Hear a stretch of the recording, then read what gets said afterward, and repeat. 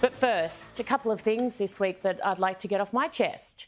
I see the South Australian government has removed the term Anzac Day from its official holiday act, simply labelling the day April 25. Why, you might ask? Well, I did.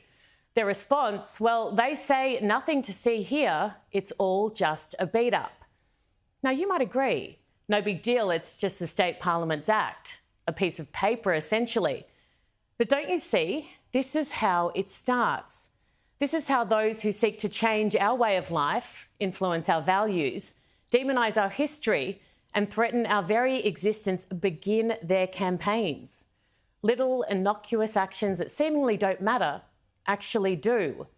And by the way, the South Australian government want to be known as the defence state. Their Premier said exactly that this year. South Australia is the defence state.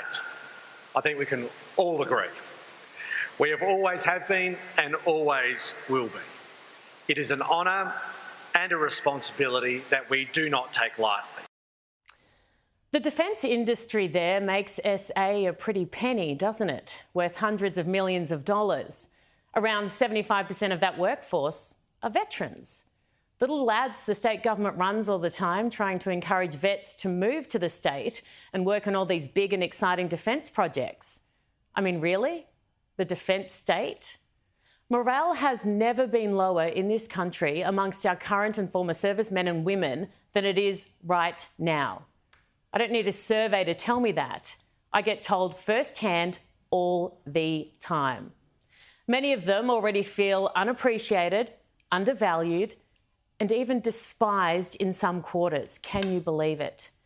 These are the people, if you need reminding, who defend our nation from all the evil in the world. And look at the Middle East, look at Europe, look north.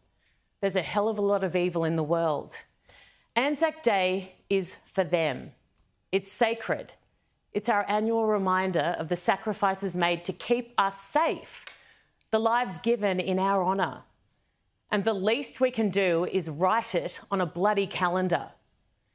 Our Defence Force doesn't need another reason to think this country is ashamed of them.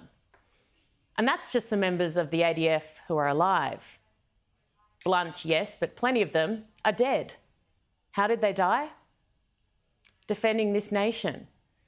And South Australia doesn't see fit to acknowledge them and their service by name, just a day. Is Anzac Day now considered politically incorrect? Are we kidding ourselves? You can try and make me say, "Hey team," instead of "Good evening, ladies and gentlemen." You can try and ban Christmas songs at primary schools because apparently they're not inclusive. My God. But don't you dare touch Anzac Day over my dead body.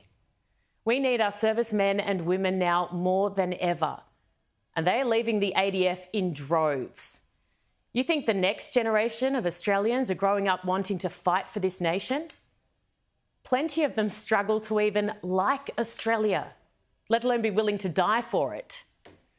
If we continue to try and chip away at all that it is that makes this nation and those who defend it great, then it won't matter what we call April 25th, because there just might be nothing and no one left to commemorate.